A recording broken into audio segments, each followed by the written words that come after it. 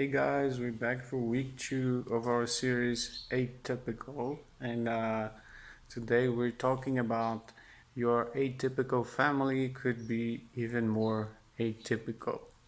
When it comes to our families, who says that typical really is? Sometimes we let others' definitions or views of what's normal shape our views of our own families. But like we said last week, no matter what kind of family you come from, no family is really typical or normal. Your family is already atypical, but what if God is calling your family to be even more atypical than it already is?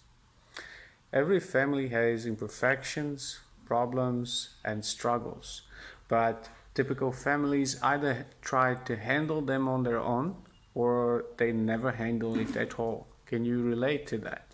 Atypical families, on the other hand, invite God into their imperfections, problems, and struggles. Last week we said there is no family too simple or too complex for God to use. Your family can be used by God to do atypical things in the world. But how? Okay, I want to share a personal story with you. I had a brother that became a believer when he was about 11. 11 years old, he really gave himself to the Lord, and he read the Bible. He was baptized. He was like really involved in church. He was on fire for God, and it was awesome to see like this young little man spending 2-3 hours reading the Bible every single day, and I was very excited about it. He's about 7 years younger than me, so it was right about when I became a believer.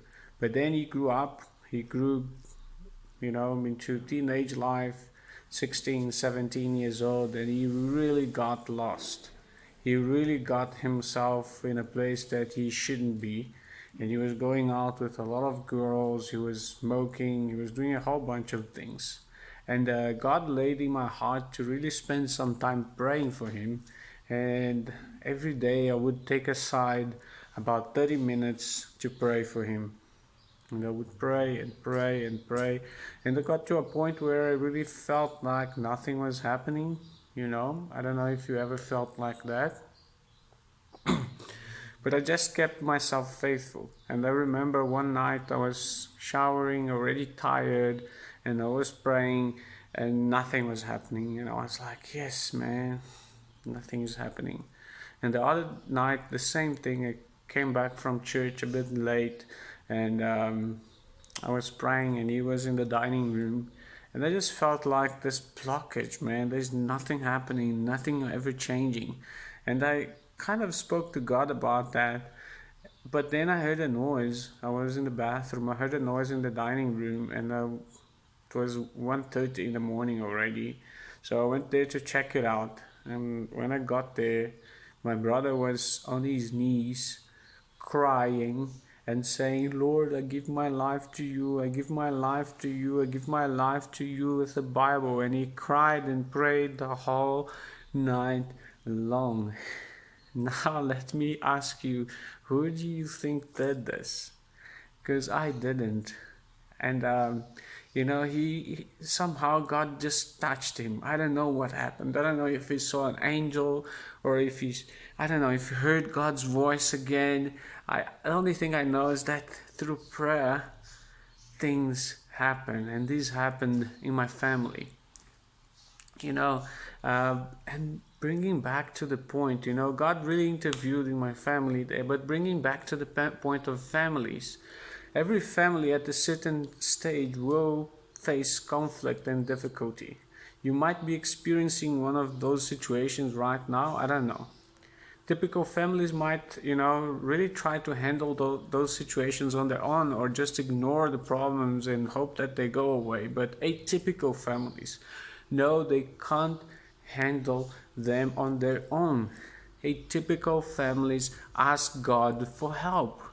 Last week we saw a little bit of the story of Adam and Eve, and Cain and Abel. But Adam and Eve were the world's first family. We saw how their story went very wrong as a result of their choices to disobey God and hurt each other. But because God is a God of grace, God used their family to do something amazing, to one day bring Jesus into the world. Today I want to introduce you to another family. This family lived many generations after Adam and Eve, and they were atypical in their own ways. You may have heard about Abraham before. He's an important person in the history of faith because of an important promise God made for him. Let's learn more about Abraham's life and specifically his relationship with his nephew Lot. And Genesis 13 speaks about that. If you want to go and have a look, do that. But it explains that Abraham left the place that he was to go where God was going to show him, but he kept Lot with him, even though God told him not to. But then Lot and Abraham, they both grew, and they both had too many cattle, and they couldn't be together anymore. So they started having a conflict. And then Abraham and Lot came together, and Abraham said to Lot, you know what? Choose the place you want to go. Choose the place that you want to be at, and we need to divide. And that's what happened. Abraham and Lot were like many families today. They fought. In fact, they fought so much that they had to continue living near each other. They probably would have hated each other. Okay, so Abraham and Lot moved to complete different cities, and I want to come back to Lot in a second. Okay, but another story that I want to tell you is a little bit more about Abraham. Okay, and how atypical his family was really. Abraham and Sarah, his wife, were very old. They didn't have any kids, but they were visited by messengers from God who told them Sarah was going to have a baby. Imagine your grandma telling you God sent her messengers to say she was going to have a baby. You know, you might really think, man, is grandma okay? Is she okay, like, mentally? Is she gonna have a baby now? Yeah? Well, that's what happens, and that's how atypical that family was. And just that you know that. But let's go back into Lot, okay? Abraham and Lot had a long history of disagreements. Remember, they fought so much that they had to move to different cities. But when Abraham learned God was going to destroy the city that Lot was at, Sodom, Abraham made a choice. He pleaded with God on Lot's behalf.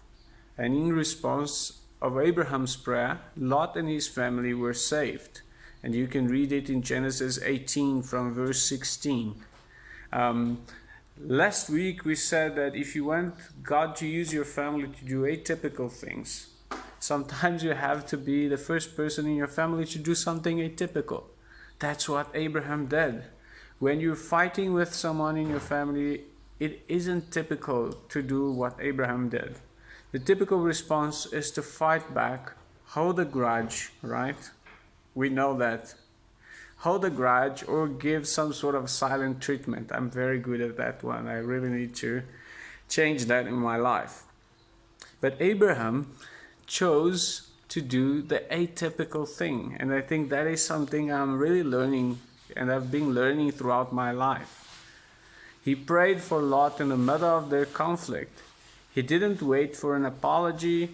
He reached out first through prayer. He went to his knees and he prayed. This might seem so simple, but it's so atypical. Not so typical families pray for each other. They are praying for each other. Atypical families like Abraham and Lot, you know. Abraham saw prayer change his family for the better, and I saw prayer change my family for the better. Prayer can change our families, you know. Every family has imperfections. Every family has problems, struggles, fights, you know.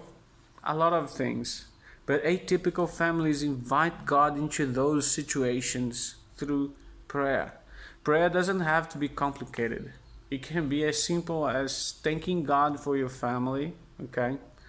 Asking God to give you love, joy, peace, patience, kindness, goodness, gentleness, and self-control. Remember, this is the fruit of the Spirit. Asking God to give you wisdom to resolve your disagreement. Asking God to do the same for the family member you're fighting with. And thanking God for helping your family. Right now, about a recent disagreement you had with a family member, or a disagreement you have so often, me and my brother, the other brother of mine, we didn't really connect very well until prayer came into the story, and then we became best friends, and he's my best friend up to today. He's like really close to me. He's really, all the time phoning me, but prayer broke through. Prayer broke through.